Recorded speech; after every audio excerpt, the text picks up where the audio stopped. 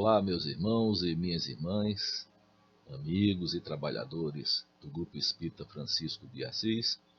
Estejamos todos em paz e com saúde.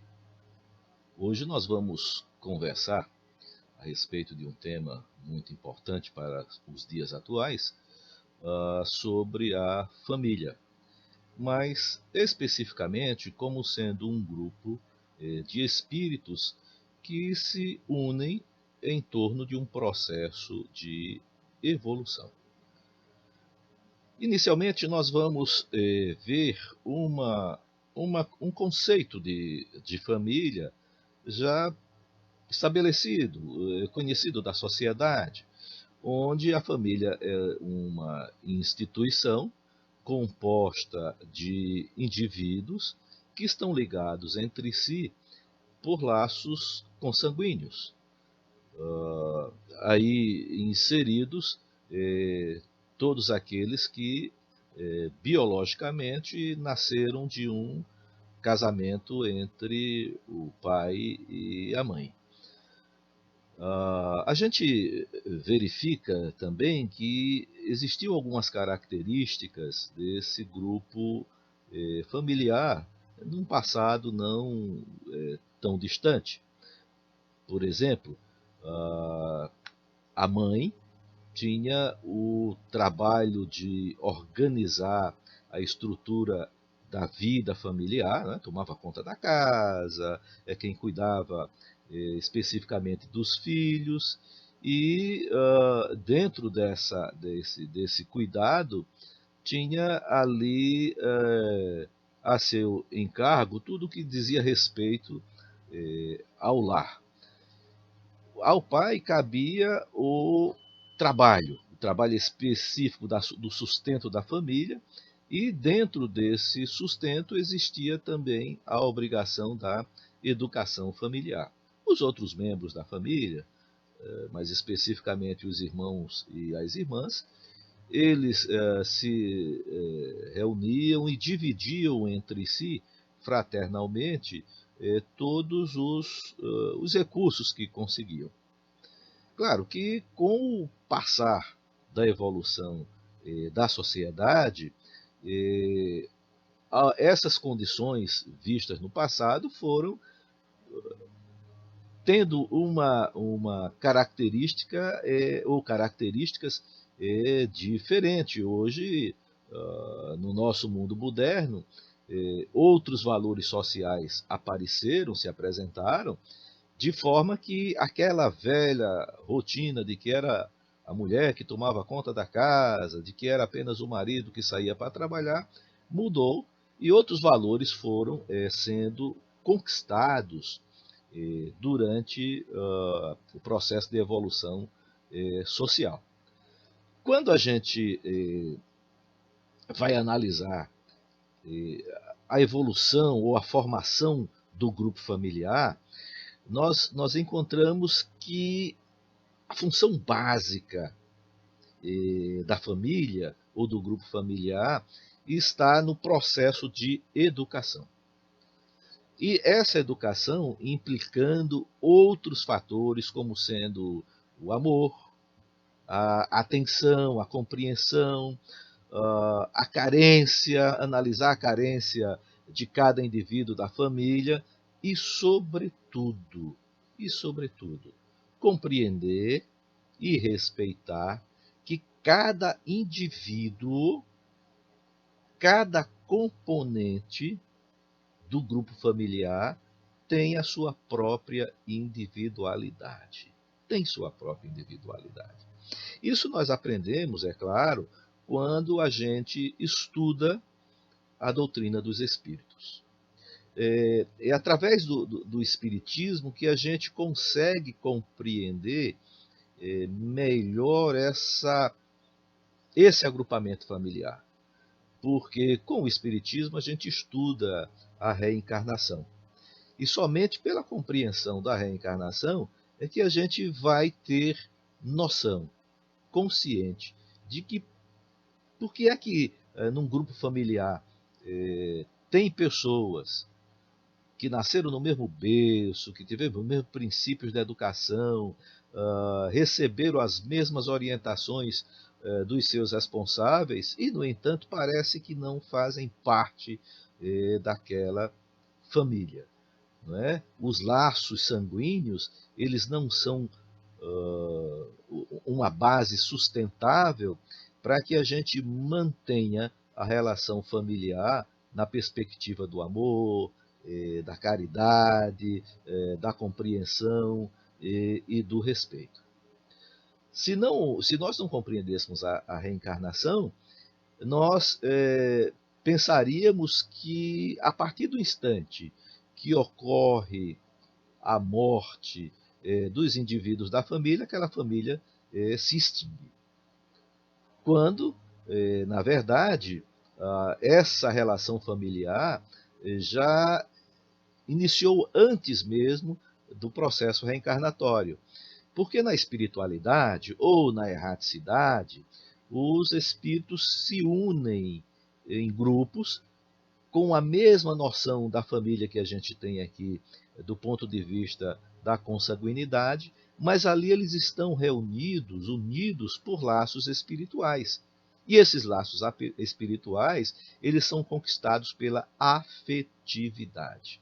O amor, a dedicação que cada um tem pelo outro, mantém essa corrente psíquica que transcende através do tempo e do espaço.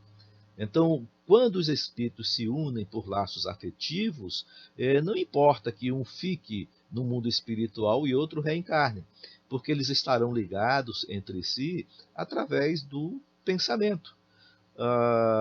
E se um deles está num processo de evolução um pouco mais elevado que o outro, esse que está num patamar evolutivo maior faz todo o possível para ajudar o outro que está numa escala evolutiva menor. Aí passando os aconselhamentos, trabalhando a afetividade que existe entre eles, para que pouco a pouco a materialidade, que corresponde exatamente àquela parte mais grosseira da evolução do espírito, vá diminuindo e eles consigam viver com a menor quantidade de matéria e a maior quantidade de afetividade construída através do amor, da interação dos bons costumes. Quando a gente vai analisar o processo da reencarnação, a gente compreende que essa diferença que existe entre um espírito e outro é uma consequência da justiça divina. Deus permite que nos grupos familiares ocorra essa encarnação de espíritos, digamos assim, antipáticos, que parece não ter jeito de se unir através de laços afetivos, porque essa união serve de prova para uns e de um compromisso de evolução, de aprendizado para outros. Por quê? Porque se não houvesse esse modelo da justiça divina, não seria possível a gente compreender por que tanta diferença no seio da família. Parece até que um dos componentes, um dos membros da família é o verdadeiro patinho feio. Ele não tem nada a ver com os outros, pensa diferente, tem gostos diferentes, nada que o grupo familiar decida está assim à altura da compreensão daquele indivíduo. Então, para isso, é importante que a gente entenda que essa é uma das maneiras com que Deus tem para que a gente possa evoluir. Para aqueles que estão na responsabilidade da manutenção do grupo familiar é uma verdadeira prova, porque eles vão ter que tratar todos os filhos de uma forma igualitária, né? Com equidade, de forma que aquele que parece ser mais complicado tenha exemplos, receba exemplos. Se não houver naquela reencarnação uma compreensão melhor desse indivíduo, esses ensinamentos não são perdidos. Eles irão levar todo o conhecimento adquirido numa encarnação para outra, e durante a erraticidade irão pensar sobre todos aqueles aconselhamentos que ouviram, sobre todos os exemplos que aprenderam, porque durante um determinado momento do estágio da vida orgânica, nós copiamos muita coisa, mas muita coisa dos nossos pais. Na verdade, nós carregamos em nossa mente mais dos nossos pais do que o que a gente imagina. Porque no início da evolução orgânica, lá entre o 0 e os 7 anos aproximadamente, enquanto os órgãos não estão completamente formados, nós somos orientados, ou nós seguimos determinados instintos relacionados ao organismo, e o aprendizado se dá muito pela observação. Muito, mas muito mesmo pela observação. E é nesse momento que os pais, não é, que os responsáveis têm para fazer algumas mudanças instintivas nos filhos. Então eu começo a conversar com os pais, dizendo a eles: olha, observe cuidadosamente o instinto dos filhos enquanto são criancinhas. E a observação desses instintos nos mostra determinadas tendências, que sejam tendências egoístas e orgulhosas, não é? É aquela criancinha que não quer brincar com o outro, se estiver junto com o outro, vai bater, vai machucar, vai destruir os brinquedos, vai fazer qualquer atividade ou para se afastar ou para levar muita vantagem. Essas ações, elas são naquele momento instintivas, porque como não há formação adequada da estrutura orgânica, a influência do espírito sobre o corpo ainda é pequena. E compete aos pais, nesse instante, começar a trabalhar essa dificuldade.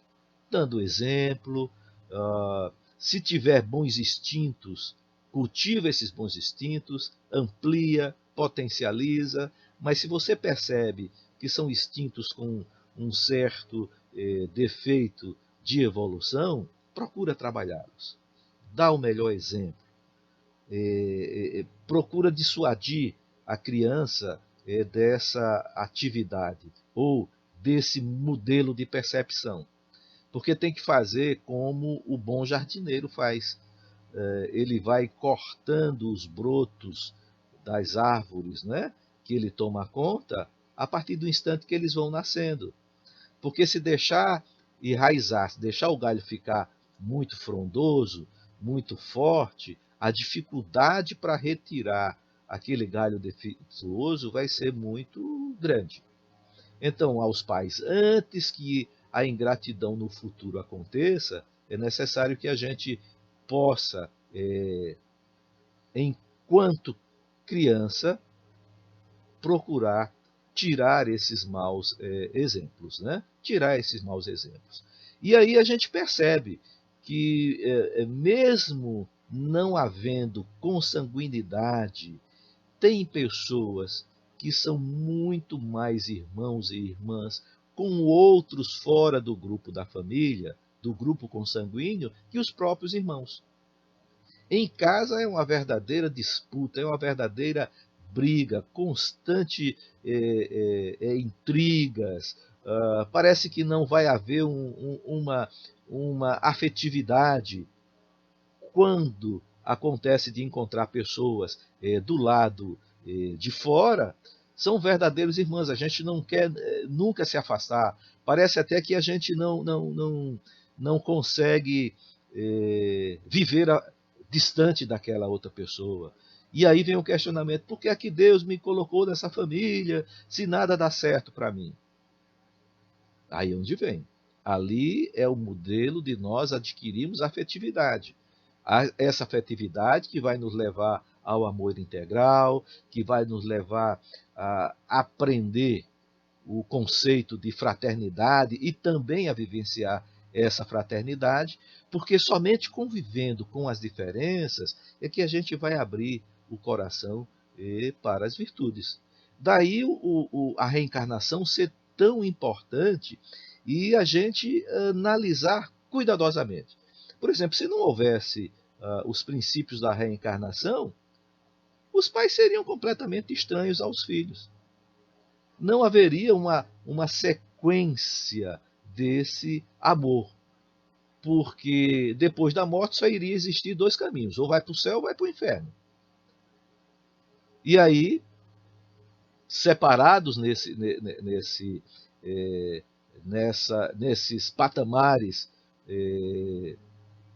de crença, os laços consanguíneos completamente desapareceriam. Enquanto que com a reencarnação, não. A alma é preexistente à vida do corpo. As antipatias e as simpatias são melhores entendidas e compreendidas. E existe sim um futuro. Existe sim uma felicidade. Porque aquilo que a gente não conquista nessa existência, do ponto de vista familiar, a gente vai conseguir conquistar numa outra existência. Aí, e nós vamos, evidentemente, agradecer ao grande arquiteto do universo por essas oportunidades que ele nos dá. Então, vejam bem, o processo de formação de um grupo de família, a gente encontra os detalhes porque são espíritos que estão na escala de evolução. E Deus permite que dentro desse grupo familiar encarne espíritos que tenham verdadeiras antipatias. Podem ser antipáticos não porque são maus, mas porque tem diferença de compreensão de ideias. Para uns é melhor ir por um caminho, para o outro é melhor ir para outro caminho, e eles não conseguem se entender naquele momento. Porque a família é um verdadeiro laboratório experimental. É na família que a gente aprende muita coisa, que talvez em outra modalidade de formação de grupos a gente não conseguisse. Porque é na família que a gente desnuda completamente a nossa consciência, que a gente pode verificar dificuldades que do lado de fora a gente não conseguiria. Porque é muito importante que a gente aprenda, não só do ponto de vista espiritista, mas do ponto de vista social também. É muito importante a gente aprender a viver com as diferenças. E entendam que a gente só conquista algo de bom internamente se nós experimentarmos essa conquista. E essa experimentação se dá através de dois modelos: de prova e de expiação. De prova, para a gente ter a certeza de que conquistou aquela virtude, e de expiação, quando é necessário que a gente foque a nossa consciência num determinado ponto de vista mais específico, não é? Porque às vezes, como as provas elas são variadas no nosso dia a dia, a gente precisa ir pouco a pouco no processo de observação da natureza que nos cerca e da nossa própria natureza, e consolidando aquelas provas como sendo avanço evolutivo, a expiação também passa por esse princípio. Só que a expiação ela vem mais focada, ela vem mais direcionada a um aspecto que a gente precisa prestar mais atenção. Então, o que a gente pode orientar é onde mais a gente sente dor, onde mais está complexo a convivência familiar, nos pontos em que a divergência está ocorrendo com mais facilidade, é aí que nós devemos prestar mais atenção. E são nesses pontos que o indivíduo precisa melhorar. Tá certo? É onde mais dói no corpo, é onde mais dói na emoção, é onde mais dói na reflexão que a gente precisa melhorar. E nada melhor para que essa melhora aconteça, essa evolução aconteça, do que o laboratório do grupo familiar. É muito importante esse laboratório. Claro, às vezes é necessário um sacrifício, mas não um sacrifício do sofrimento, um sacrifício do aprendizado, porque talvez não seja o outro que está me provocando as dores. As dores sou eu que provoco porque eu não estou compreendendo por onde eu estou passando ou o que é que está acontecendo comigo. Então, meus irmãos e minhas irmãs, é muito importante a gente compreender a estruturação dos laços de família, verificando que os laços consanguíneos eles não são fortes, eles acabam com a morte, e o que a gente consegue conquistar durante essa convivência consanguínea é o que a gente chama de afetividade. Quanto maior a nossa relação afetiva com as pessoas, quanto mais nos esforçarmos para que essas diferenças se transformem em algo bom para o coração, para o espírito, para a nossa consciência, melhor é a nossa caminhada entre a família. Nós não devemos nos ocupar em recuperar ou tentar mudar a individualidade do outro. O que nós devemos é respeitar a individualidade, mas estando sempre disposto a ajudar no momento que for necessário. No momento em que a ajuda for pedida.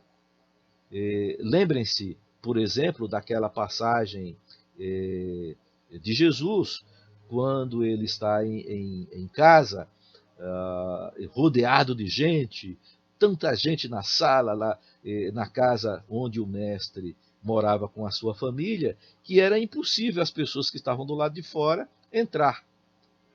Então conta Mateus que Maria e os irmãos de Jesus queriam entrar em casa e não conseguiam, e mandaram lá um recado para ele, dizendo que ele desse atenção mais especificamente à sua família. E conta que Jesus olha em volta, olha para aquelas pessoas que estão ali em seu derredor, escutando os seus ensinamentos, e faz aquela célebre contestação. Quem é minha mãe? Quem é meus irmãos?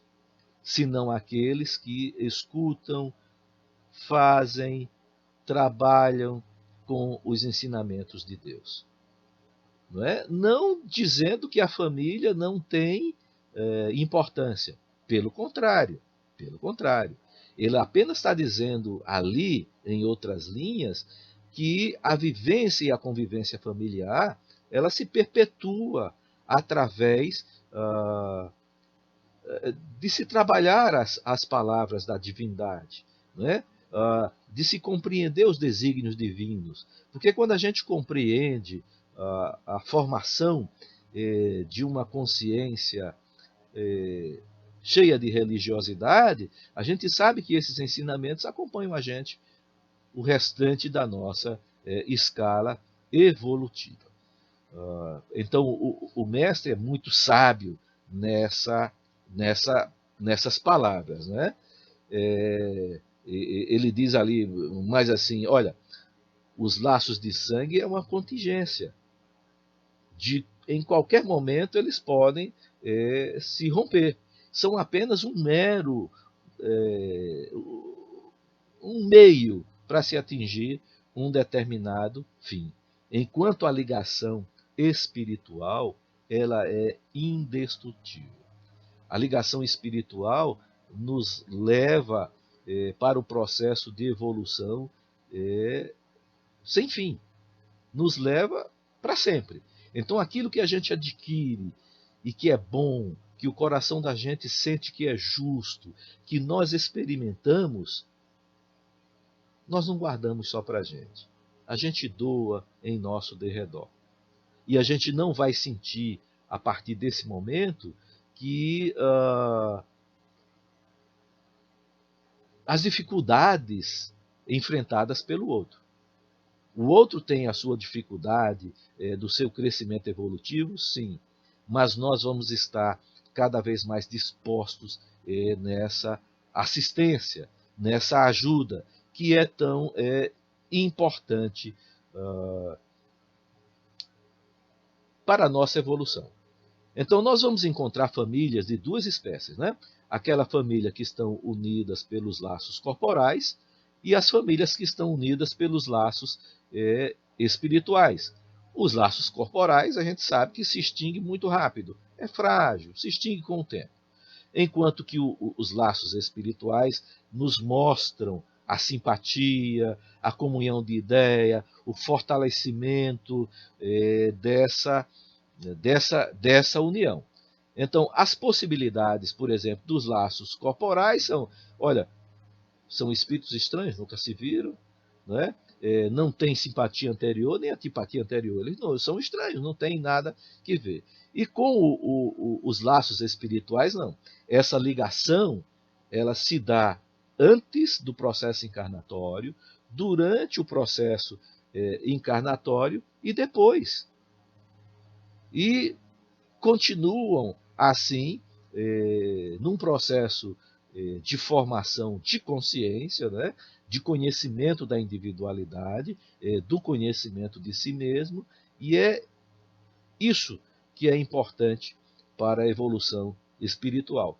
E é no grupo familiar, meus irmãos e minhas irmãs, que nós temos a grande oportunidade de trabalharmos a nossa reforma íntima, porque na maioria das vezes a família nos mostra os defeitos que a gente tem e que comumente a gente não percebe, tá certo?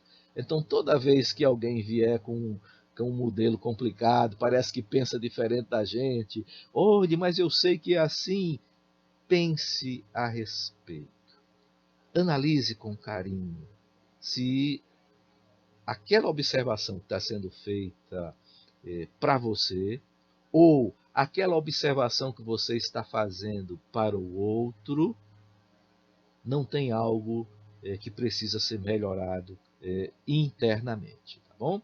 Então, a gente orienta também aquelas pessoas que sejam simpatizantes da doutrina, que não é o pai que cria o espírito do filho.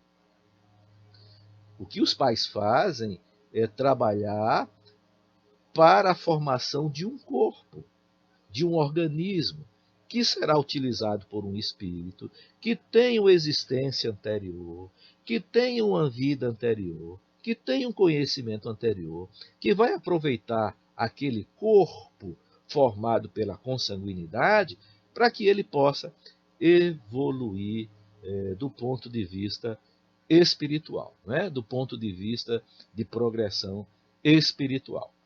Então, eu espero que a gente tenha podido fazer um enfoque quando a gente analisa as diferenças dentro da família, e essas diferenças nós só vamos começar a analisá-las pelo modelo da reencarnação que a doutrina espírita nos dá para estudo. né? Estudo e compreensão do que acontece conosco durante o nosso dia a dia, o nosso dia a dia. Para tanto, é importante que a gente tenha o carinho e o cuidado de analisar os componentes da nossa família, principalmente os pais, e nessa análise, quanto mais cedo ela for feita, para verificar aquilo que a gente chamou anteriormente de instinto nos nossos filhos, melhor será a nossa função no processo de educação.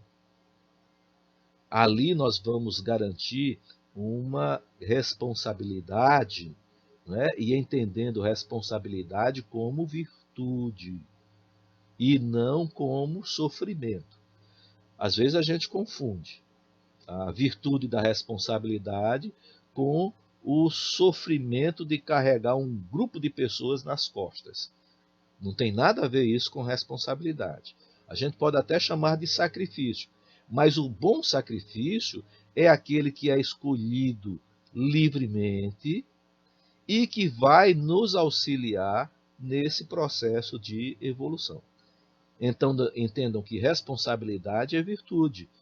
E essa virtude é que nos vai dar a força necessária para a gente participar da educação dos nossos filhos, né? Orientando eles no amor, na caridade, na justiça, na equidade e nos outros valores que fazem parte do ambiente sócio-familiar.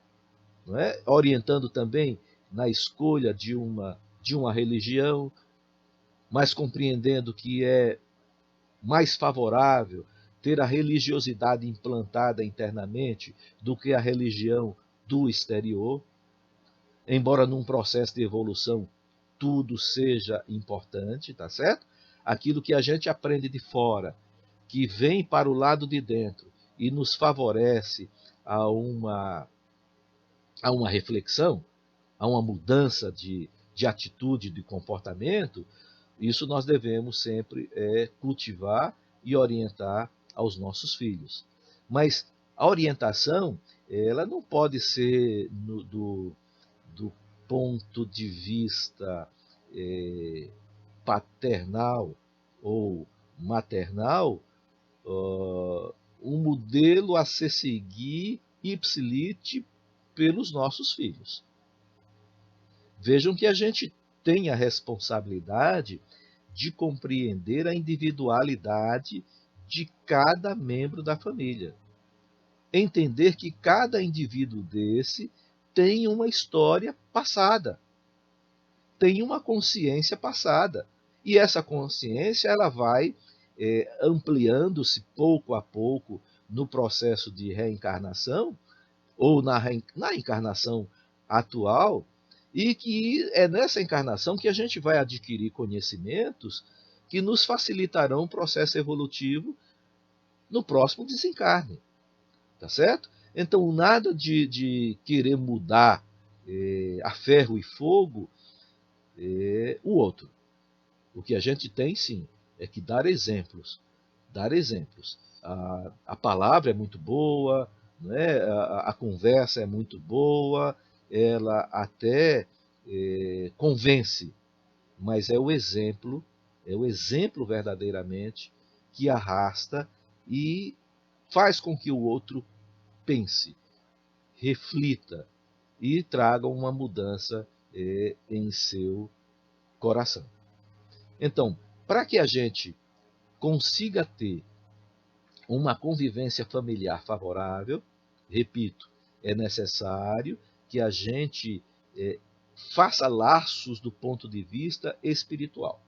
Esses laços são afetivos, afetividade, amor, compreensão, dedicação, carinho, carência, para que depois do desencarne a gente possa manter essa relação afetiva lá na espiritualidade.